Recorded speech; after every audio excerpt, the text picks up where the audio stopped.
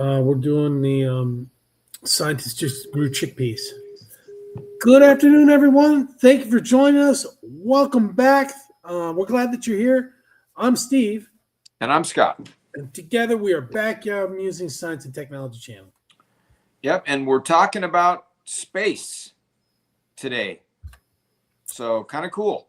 Yep, really cool. Scientists have grown chickpeas in simulated moon dirt, raising the possibility that future astronauts could one day harvest fresh food on the lunar surface. I don't know about that because it's cold up there. There's no oxygen. So I don't know. As NASA prepares for the Artemis II mission and return to the moon, scientists are exploring a practical question about long-term lunar exploration. What will astronauts eat? New research from the University of Texas at Austin suggests an unexpected possibility. Chickpeas. Would you like to know more? Tang. They're going to eat tang. Yep. Researchers have successfully grown and harvested chickpeas using simulated moon dirt. Okay. This marks the first time the crop has been produced in a material designed to mimic lunar soil. The study, conducted with collaborators from Texas A&M University, was published March 5th of this year in the journal Scientific Reports. Sarah Santos, the project's principal investigator, said the work represents a major step forward understanding how food might be grown on the moon. Quote, "The research is about understanding the viability of growing crops on the moon," said Santos, who is a distinguished postdoctoral fellow at the University of Texas Institute of Geophysics, UTIG, at the Jackson School of Geosciences. To go on with the quote, "How do we transform this regolith into soil? What kinds of natural mechanisms can cause this conversion?" Unquote. Lunar regolith is the scientific term for the loose material that covers the moon's surface, just like Mars regolith. Unlike soil on Earth, it contains no microorganisms or organic matter that plants normally rely on to survive. So you have to put like a Mittleiter mix in there. Although the material does include minerals that plants need, it also contains heavy metals that can harm plant growth. To study whether crops could grow in such conditions, the team used simulated moon dirt produced by Exolith Labs.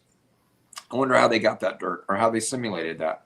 Well, we've got moon dirt from the 60s, so they probably took a sample and determined what's in there and then just artificially did it. Okay.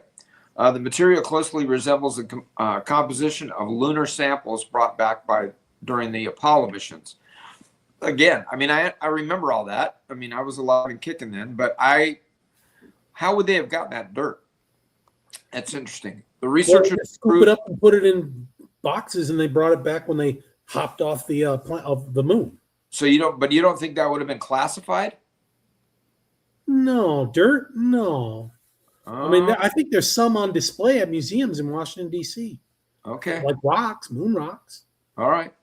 The researchers improved the simulated soil by adding vermicompost. This nutrient-rich material is produced by red wiggler earthworms as they digest organic waste. Vermicompost contains essential nutrients and a diverse microbial community that helps support plant growth. In a space mission, the worms could create compost from discarded organic materials such as food scraps, cotton clothing, or hygiene products that would otherwise become waste. Really? Maybe the poo also. The poo in the worm. We don't need to go there. Not today. Hey. Before planting, the researchers coated the chickpea seeds with arbuscular mycorrhizal fungi. These fungi... That's a mouthful. AMF. I don't even want to know what that is. These fungi form a cooperative relationship with plant roots.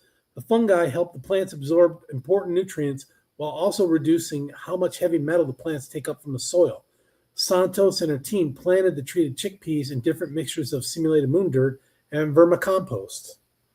Here we go. The results show that plants could grow successfully in mixtures containing up to 75% moon dirt. At higher concentrations, however, the plants began to struggle and often died early. Well, okay, so we're going to have to till the soil up there, right? We're not going to be able to... Yeah, you're going to have to mix it Just like we do with like fertilizers and stuff here. Yep. Can't use the straight stuff. At higher concentrations, however, the plants began to struggle and often died early. Even under stressful conditions, the plants treated with fungi survive longer than those without it, highlighting the important role the fungi played in supporting plant health. Okay. Well, we know that potatoes can grow on Mars. We know that as a fact. Why do we know that? The Martian. What's the dude? What's the actor's name? Jason Bourne. What was his name? Oh, I didn't see that movie. Matt Damon. Yeah, he proved to us that because he bioengineered the heck out of Mars. He grew potatoes. But it was a movie. Pretend. Well, that's besides the point. That's besides the point. As far as I know, nobody's simulated conditions. Nobody's been to Mars yet. So anyway. Okay. Just a clarification there, so we don't get sued by somebody.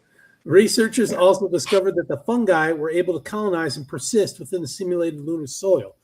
This suggests they might only need to be introduced once in a real lunar farming system. Although producing a harvest is an important milestone, scientists still need to determine whether the chickpeas would be safe and nutritious for astronauts. The next step is to find an astronaut, analyze the crops to see if they absorbed harmful metals from the simulated soil, and to measure their nutritional value and feed it to the astronaut.